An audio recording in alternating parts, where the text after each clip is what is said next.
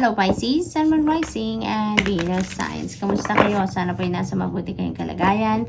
Welcome back po sa Star Tarot. Kung bago kayo dito, welcome din kayo. Thank you sa inyong support.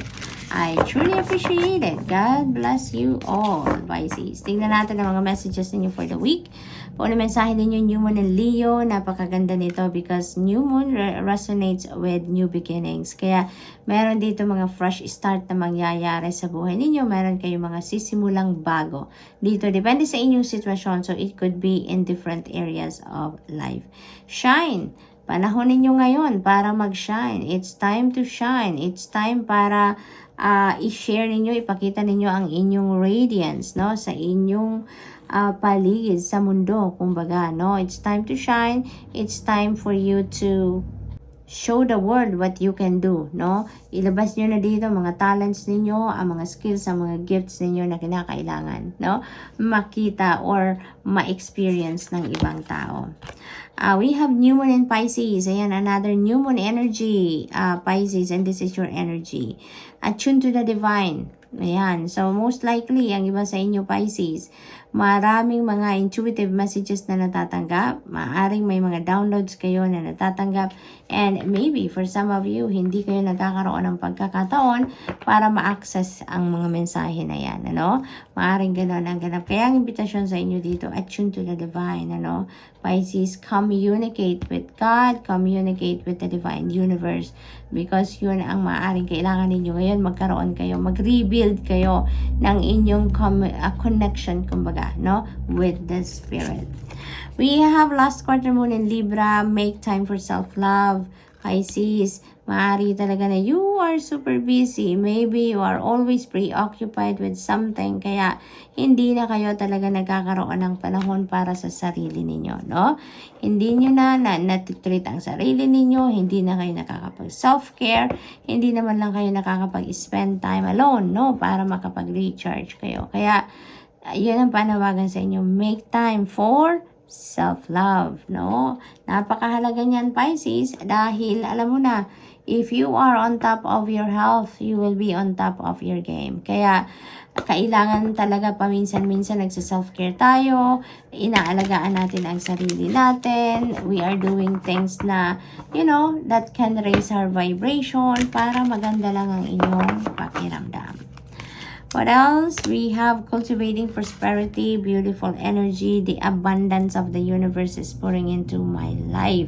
Ayan, you're going to be blessed dito with different things, Pisces. Mga bagay, sitwasyon, or even tao, no? Na mas makakatulong sa inyong sitwasyon. You're going to be very abundant sa ngayon. Prosperous, kaya maaari din na may mga financial opportunities na parating. It's going to bring you financial success, no? Maaari din na mga financial blessings na talaga itong parating sa inyo. Kaperahan na talaga ang parating. And may experience nyo na talaga, no?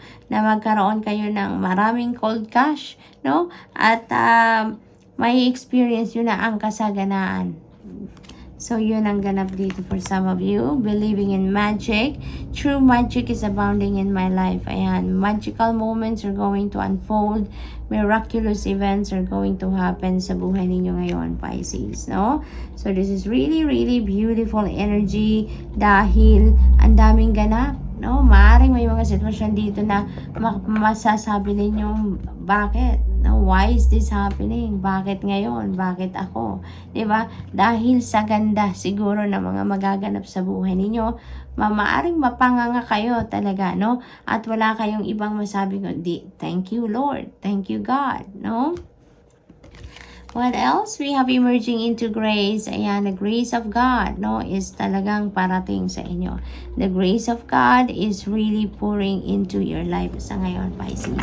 So, napaka-blessed ninyo. Huwag nyo nang itanong, no, kung bakit, ano ang ginawa ninyo para mabigyan kayo ng napakagandang mga biyaya sa ngayon, no? Just embrace it and just be grateful.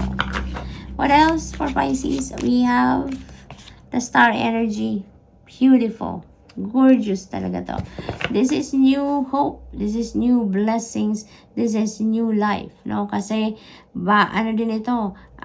New beginning energy. Si star energy.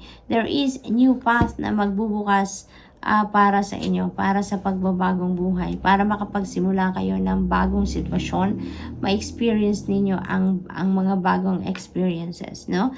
Yung ganon.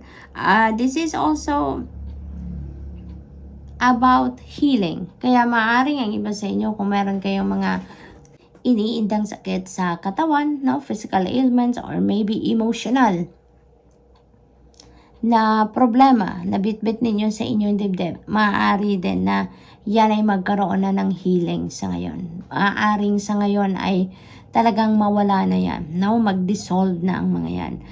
This is also about wish fulfillment, no? Kaya maaari din ang iba sa inyo dito, Pisces, there is a wish that it's going to come to fruition. There is a wish that is going to manifest in your life around this time. Kaya napakaganda. Ninyo ngayon, swerte, parang uulan ng biyaya, yung ganun ba? We have the Hermit. Ayan, this is Virgo energy. So, maaaring you are dealing with a Virgo or maybe you have a Virgo placement somewhere sa inyong chart, no? This is solitude, no? This is asking you to spend time alone, magmuni-muni kayo, mag-reflect kayo, mag-introspection kayo. Go deep within you, no? Maaaring humihingi kayo ng gabay, humihingi kayo ng enlightenment, clarity sa Panginoon. Kaya binibigyan din kayo ng mga intuitive messages, pero maaaring dahil sa kabisihan ninyo, hindi nyo yan na-access. Kaya you are being invited here to put yourself into solitude at so that you can go deep within. Nang sa gayon, marinig din ninyo, no? When you are quiet kasi, yung katawan ninyo walang ginagawa, mag-rest lang kayo, yung isip ninyo din, no? Ang tendency, mapapahinga din. So, when you do that, no, mas maririnig ninyo kung ano ang mga mensahe para sa inyo, no? Maririnig ninyo ang iyong intuition. You can hear your soul speak as well pag ganyan ang sitwasyon. So, what else? We have 7 of voices. Ayan. So, mag-iingat kayo, ha, Pisces. Kasi, dahil sa ganda siguro ng mga pangyayari sa buhay ninyo, may mga tao sa paligid ninyo na low vibration na maaring alam mo yun, magta-try na isabotage kayo, magta-try na gumawa ng fake news about you, magta-try na i-intimidate kayo, no? Para lang mawindang kayo ng konti, 'di ba? Parang maistorbo lang kayo sa buhay ninyo. Kaya maaring may mga gagawing ganon ang mga tao sa paligid ninyo. So just stand your ground, no? Hindi ninyo kailangang depensa ng sarili ninyo kung as long as you are safe, no? But kung mako-compromise na din ang inyong integrity, yung inyong safety, ang inyong dignity, then go for it. Lumaban ka, depensahan mo ang inyong sarili, 'di ba? So use your own judgment and discernment and also your intuition sa sitwasyon na to para you will be guided accordingly, no? So Pisces, that's all I have for you for the week. Thank you for watching. Love and light. Namaste.